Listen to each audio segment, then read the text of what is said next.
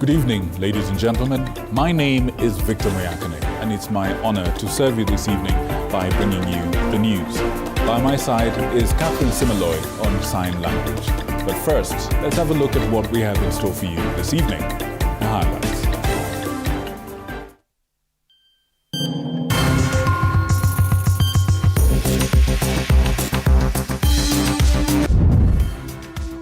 Debate over the potential leasing of Jomo Kenyatta International Airport to India's Adani Group intensifies after Transport Cabinet Secretary Davis Chirchir fails to present crucial documents during a Senate committee session. I was advised by my technical team of some developments that would possibly wish to do some housekeeping and confirm first whether we can prosecute this matter.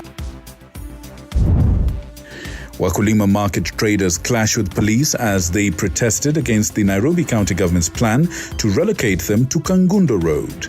Wakula Market, as my colleagues have stated, currently can no longer host the number of traders who are therein together with their customers.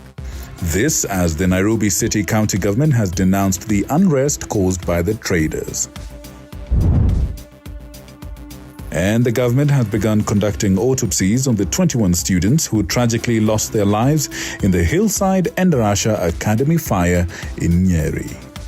The government will support those families to ensure there is closure and to ensure there is justice.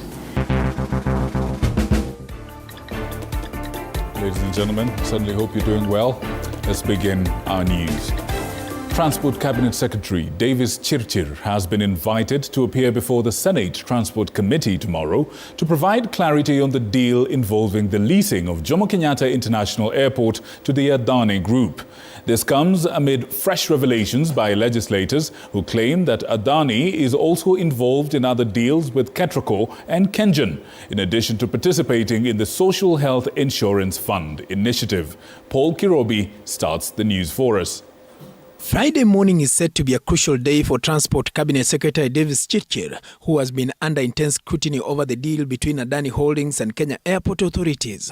Earlier Thursday, Kisii Senator Richard Onyonka revealed what he said were new details about the Adani Group contract. According to Onyonka, Adani seeks to secure control over power supply through Ketraco and Kenya's largest energy generating company, Kengen, in addition to taking part in President Ruto's new social health insurance scheme. Adani has been given contractual arrangements for them to supply power in Kenya using Ketraco, and they're intending also to take over Kengen, and they will be the one running the SHIF insurance system for our healthcare. I would like, without you engaging yourself on the health issue because you don't hold that docket, but you could. I was advised by my technical team of some developments that would possibly wish to do some housekeeping and confirm first whether we can prosecute this matter while there is a court case that was served on us.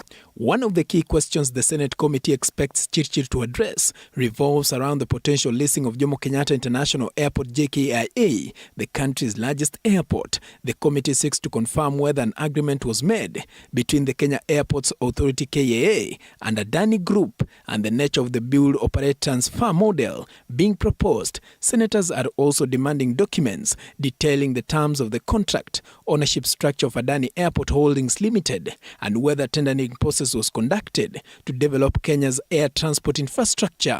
The committee also wants Chirchir to clarify the total value of key airports including JKIA, Moi International Airport and Eldoret International Airport, while providing figures on JKIA's revenue streams. Additionally, the Senate seeks to know if other airports are part of the proposal and whether public participation was carried out in the decision-making process. Another critical issue is the fate of JKIA employees.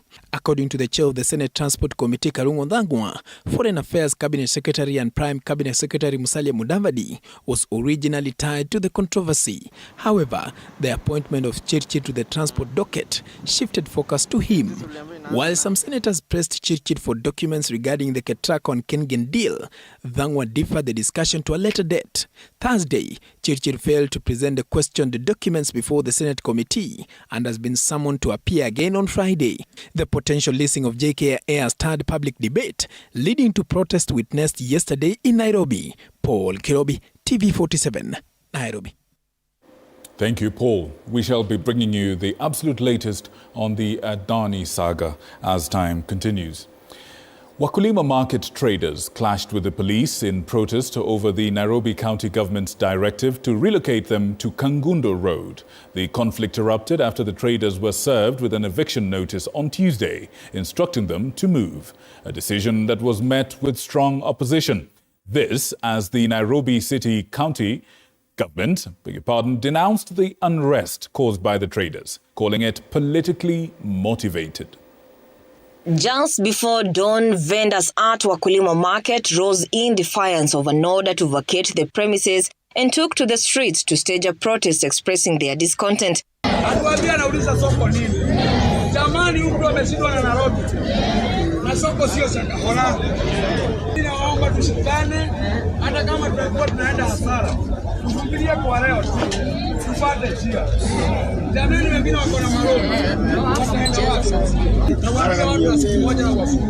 And soon, the traders clashed with police officers as they protested against the Nairobi City County government's plan to relocate them to Kangundo Road. Kuna vile watu walikuja wakaingia na kuna maskari ambao walianza kutupia watu tear gas usiku. According to a notice issued yesterday by Nairobi City County government, vendors were instructed to relocate to Kangundo Market, the directive aiming to reduce congestion caused by people and vehicular movement. Wakula Market, as my colleagues have stated, currently can no longer host the number of traders who are therein together with their customers. And there have been need to decongest that area. However, the proposal and order have not been well received by the traders. Juku kwa na fujo yote, askari ndio walikuja kutupa matia gas. Na raia ndio tu walikuwa wamekaa tu hivi. This is as each party presented their arguments, with the traders voicing their reasons for resisting the move, while the county government denouncing the unrest caused by the traders. We are not moving everyone. Watu wa retail tunawaacha ndani ya soko. Wale watu tuna move ni zile malori na matrucks ambazo zinapark kwa barabara. Ruga Evil, TV47. Good people, as the probe into the Hillside Academy fire tragedy intensifies, Interior CS Kithure Kindiki has faulted a section of activists for contradicting the government's account of the number of fatalities. This comes as a section of protesters gathered at the school demanding for accountability on the events of 5th September when the fire occurred. Sheila Chelangat reports. Interior CS Professor Kithure Kindiki has dismissed claims from a section of activists contradicting government's number of fatalities of the Hillside Academy fire. 21 children, unfortunately, perished in that fire. Any other person trying to play whatever game, trying to advance some whatever other statistics, is a heartless criminal and an enemy of the society. At the school today, protesters gathered, putting up a spirited fight, demanding answers as to what really transpired at the school on the night of the fire incident. It's not fair to the parents. It's even us with children in schools, people with children in boarding schools. What assurance do we have that the rules are being followed? Who is supposed to be making sure that the rules are being followed? The authorities on ground had a difficult time calming the protesters who accused government of being ambiguous in explaining what transpired at the school. Kindiki, however, says investigators have crucial leads in establishing the cause of the inferno, also calling for Kenyans to handle the matter with utmost sensitivity. The government sympathizes with the affected families. The government will support those families to ensure there is closure and to ensure there is justice, because we will find the truth. We will establish the truth of what happened.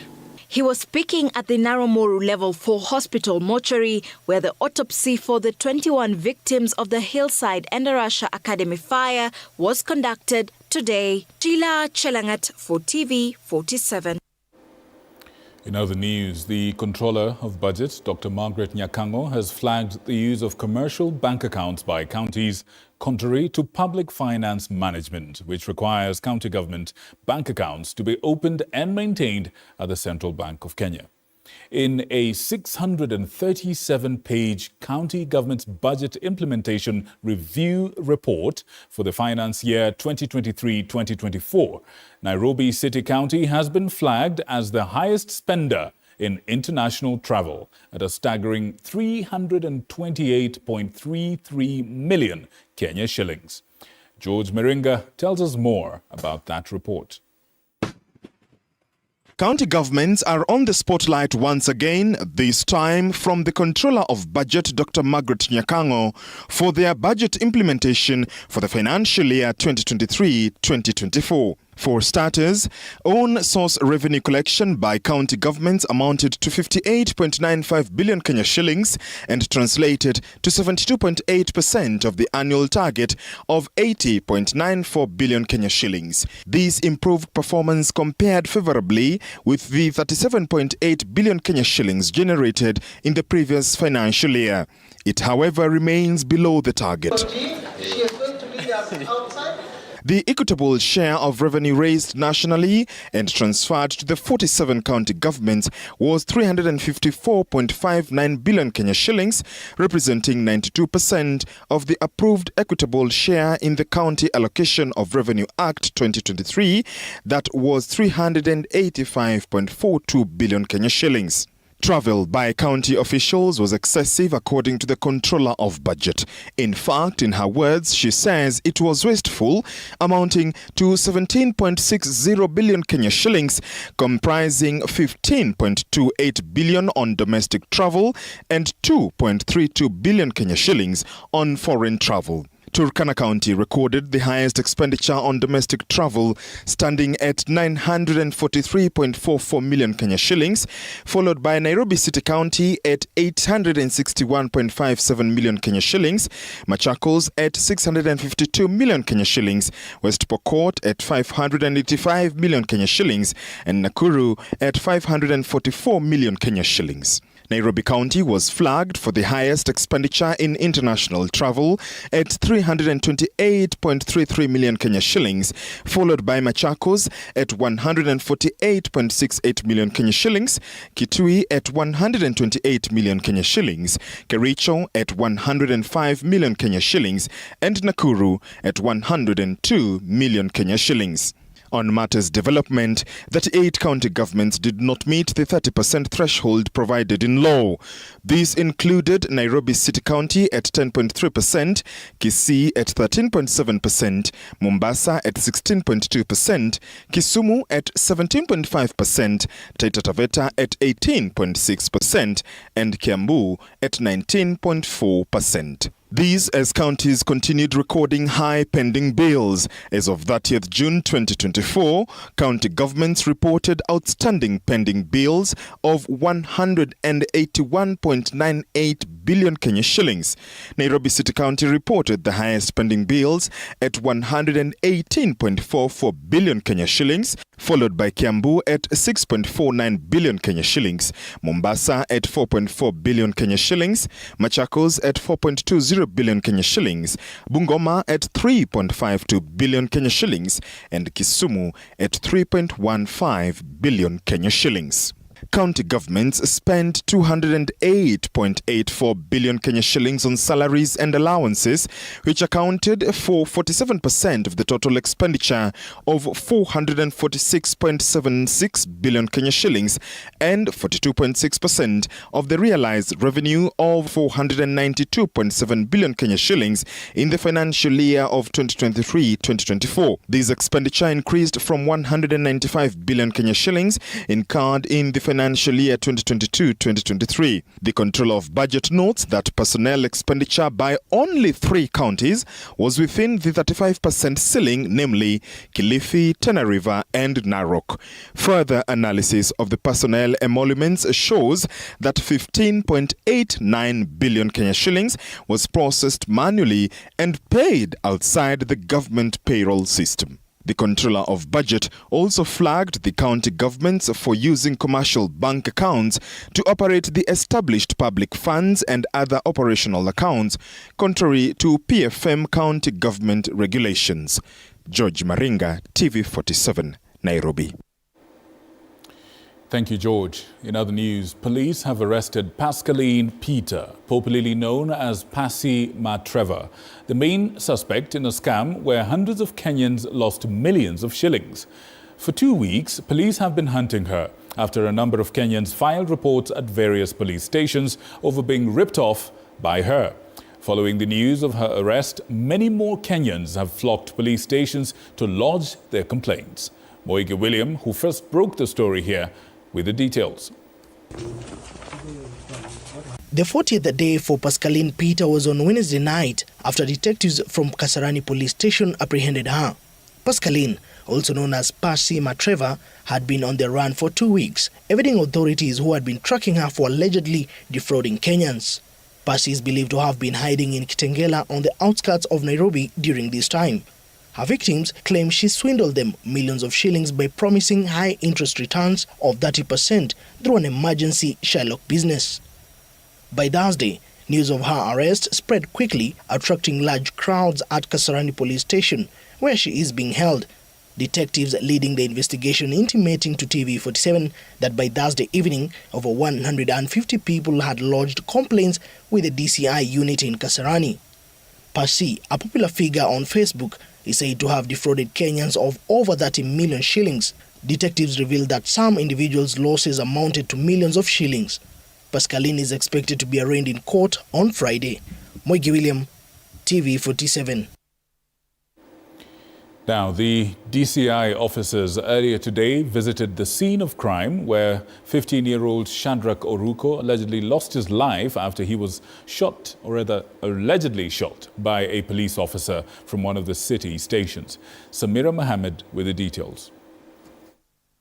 One day after the conclusion of the post-mortem of 15-year-old Shadrach Oruko, who was allegedly shot by a police officer, officers from the Directorate of Criminal Investigations visited the scene of crime to take statements from the witnesses. Tumekuwa na DCI, wamechukua every record, every information. Na nikiwa na wao bamba to bamba. Wakichukua information kwa kila mtu mwenye alishuhudia. Watu wako pale walishuhudia kila kitu. Mtoto aliuawa innocently. According to Shadrach Oruko's family, DCI officers visited the scene of crime to take statements and ordered them to arrive at the department's headquarters on Friday. Niko na family members. Nimewaambia mmekuwa ground. Nimewaambia tumekuwa na nyinyi ground. Mkichukua collect information ya kwa witnesses. Sasa yes. The family is urging relevant authorities to take immediate actions against the police officer alleged to have shot Shadrach, further claiming that witnesses are afraid to speak out due to threats and intimidation. They have also called upon the Directorate of Criminal Investigations to keenly conduct investigations with fairness and transparency to ensure justice prevail. The family members have now vowed to protest by Tuesday if action is not taken against the police officer. Mimi kitu ile ningeomba huyo askari atafutwe awekwe ndani.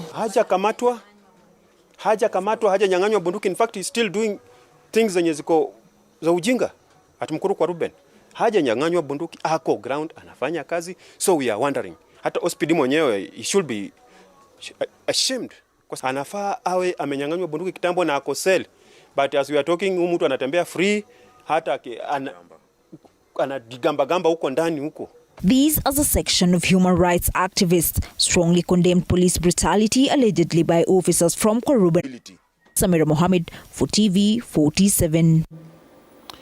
In other news, a prominent witness in the Finland education scholarship scandal, Mercy Terus, is on the spot over allegations of contempt of court after she failed to honor court summons issued on Monday, requiring her to appear in court physically to testify. In fresh summons issued on Thursday, today, Mercy has been ordered to appear in court and respond to the contempt allegations that were raised by the defense team. Chichi Josephine with more.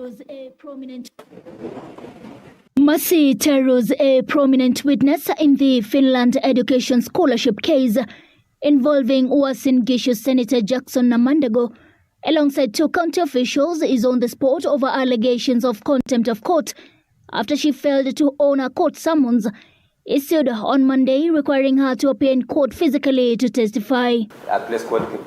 While presiding over the hearing proceedings of the case, Senior Principal Magistrate Peter Ndege ordered Terus to appear in court and respond to the contempt allegations that were raised by the defense team. As for Mercy Terus, serious allegations bordering on contempt of court process were raised against her.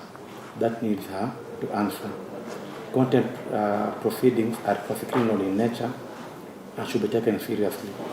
Her attendance must therefore be physical, just like the other parties hearing. The prosecution told the court that they had served Ms. Terus with the summons, but she requested to appear virtually, a plea opposed by the defense, questioning why she should be treated in a special way when his client and other senior county officials, including Governor Jonathan B., appeared physically in court. As for one Mercy Terus, we confirmed that the summons were served to her via WhatsApp, and her communication with the IO is that she's requesting to be allowed to testify virtually in this matter. We had a governor seated here yesterday. We have a senator coming every time. She should not be given any special treatment. She deserves none. She should be treated like any other witness. We insist she must come. 3 witnesses, however, appeared on the dock to testify.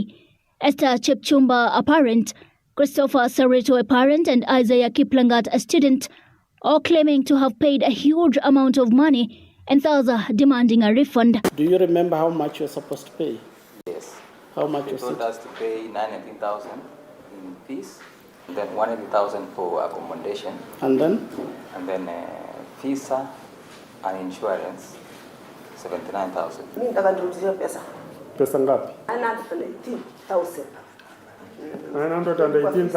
The court cautioned Mercy Terus against disobeying the summons, as they may attract arrest warrants. She's duly notified of that.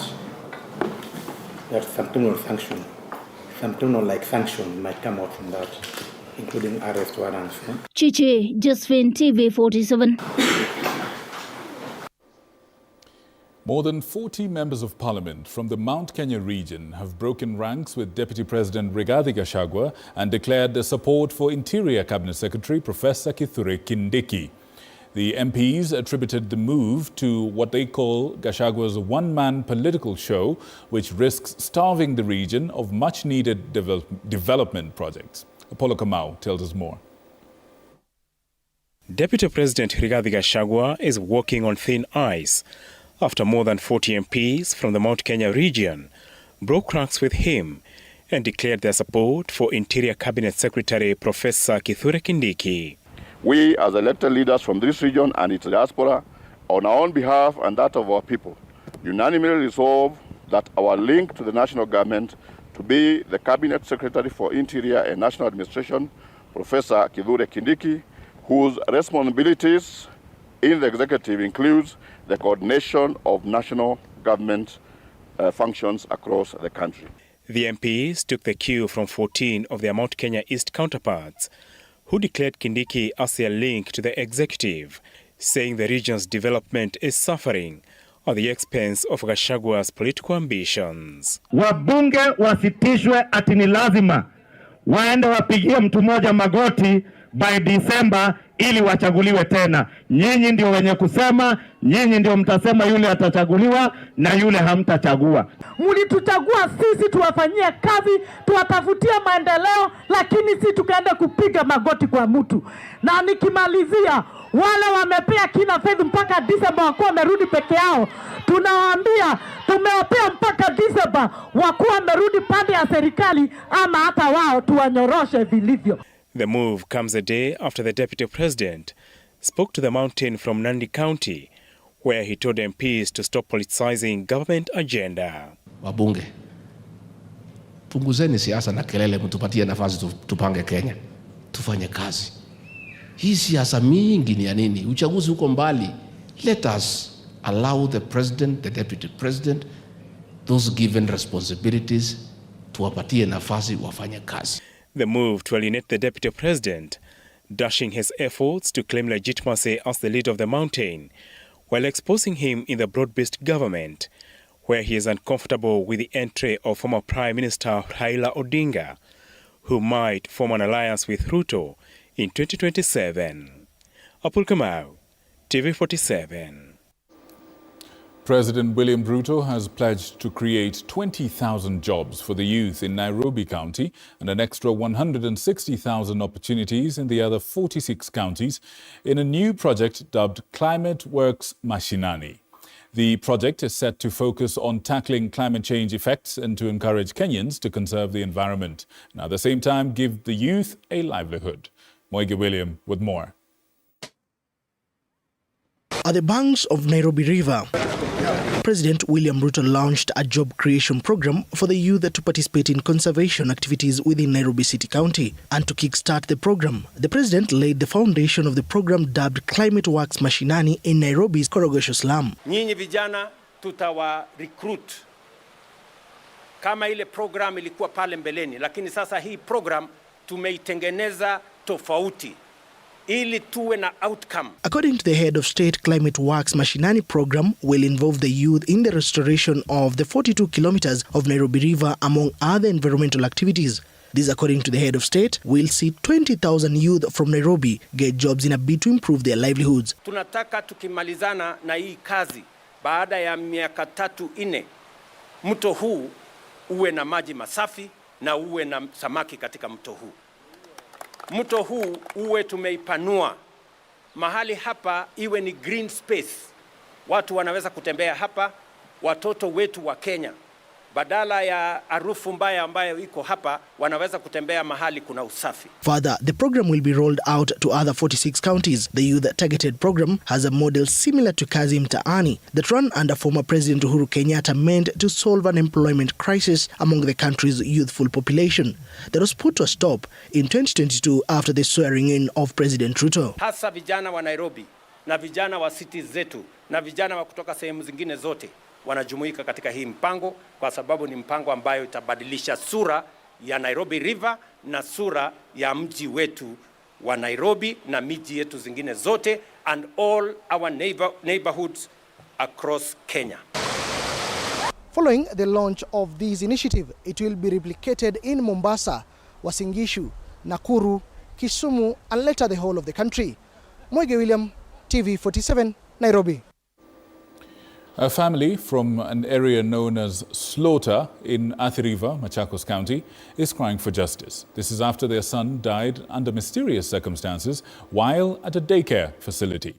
And as Elizabeth Etieno now reports, the post-mortem results have revealed that the child was choked to death. Patrick Nduva and Caroline Detta are parents filled with grief and sorrow, knowing fully well how it feels to lose a child. It all began on Friday, the 6th of September at 11 a.m. when Patrick Nduva took his son, Adrian Kioko, at one of the daycare facilities in the area. At 4 p.m., Patrick encountered a scene that will forever remain a painful memory. Nilipata na wamama wawili wakikimbiza mtoto. Mimi sikuwa najua ni mtoto wangu, lakini najua blanketi ya mtoto wangu. Ndio nilikimbia nikauliza mtoto amefanya nini. Nika confirm mtoto ni ule wangu. Nikachukua mtoto, nika confirm kama anapumua. Nikaangalia kama naweza mpea first aid, lakini mtoto alikuwa ashakufa. Patrick, who was at the moment filled with fear and doubt, quickly rushed his child to one of the health facilities, and that is where his worst fear was confirmed. His son was no more. Kuenda kwa ward ndo nilienda nikapatana na baba mtoto na mtoto akiwa maiti. Hapo sasa ndo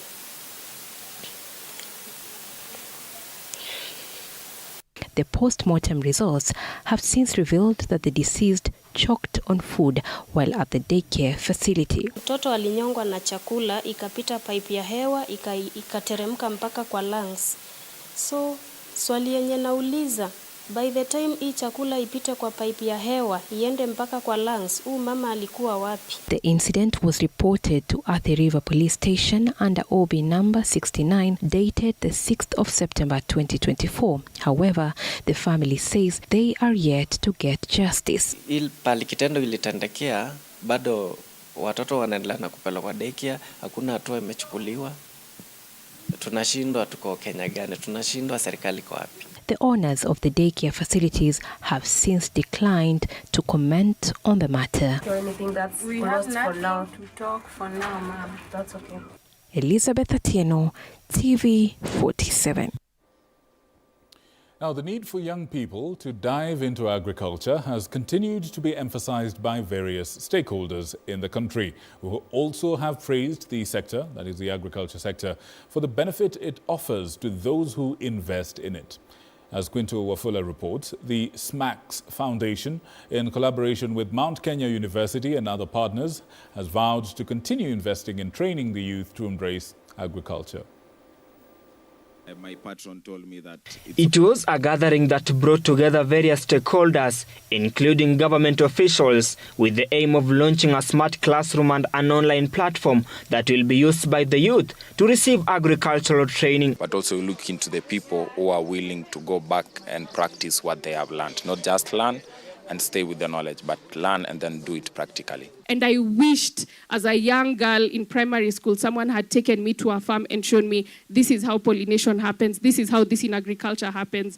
I assure you, I would never have forgotten. Various stakeholders praising this initiative and pledging to offer proper support to young people who aspire to engage in community building projects. Mount Kenya University, on its side, taking pride in how it has invested in agriculture studies at its Nakuru campus and promised to fully collaborate with the SMACS Foundation. And we look forward to having a formal relationship in terms of partnership, where we can now implement activities together. Where we're also building digital schools and smart classrooms, converting shipping containers into an all-round solution for education. This project has been praised by stakeholders in education sector, who have also promised to ensure that the CBC curriculum benefits learners by applying the best teaching methods to encourage students to appreciate agricultural studies. If you tell learners we are going to the farm to learn about agriculture, you will probably attract the attention of just a few.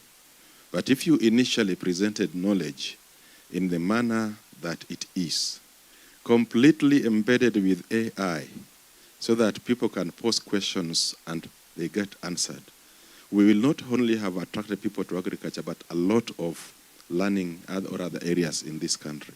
How to make them to work together, to give them interest to work together.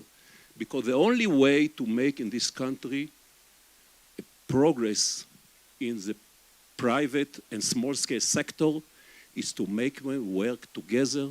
Quinto Wafula, TV47. That is lovely. Right, and that is where we wish to take a break. After the break, we will come back with an interview that I had already recorded and filmed and edited a little bit earlier. So I will leave you with that. But before we go, I want to challenge you a little bit. Just before this news began, I was having a conversation with one of my colleagues on the subject of gratitude. And something struck me as quite significant. You see, when it comes to gratitude, if you focus on what you have, when you give thanks for what you have, you realize that you actually have quite a lot. You know, literally, if I give thanks for this, and I give thanks for this, and I give thanks for this, and then this, and then this, and then this, I realize I have quite a lot. But if I focus on what I don't have, then I will never have enough. Once again, Gratitude is focusing on what you have and giving thanks for it. For if you focus on what you don't have, then you will never have enough. My name is Victor Muyakane. On Sign Language has been Catherine Simaloy. We wish you a wonderful evening full of God's blessings. And after the break, we will have the interview. And after that break, you will have your weekly dose of supercharged sporting action with Duncan Mutua on VAR. Good night, folks.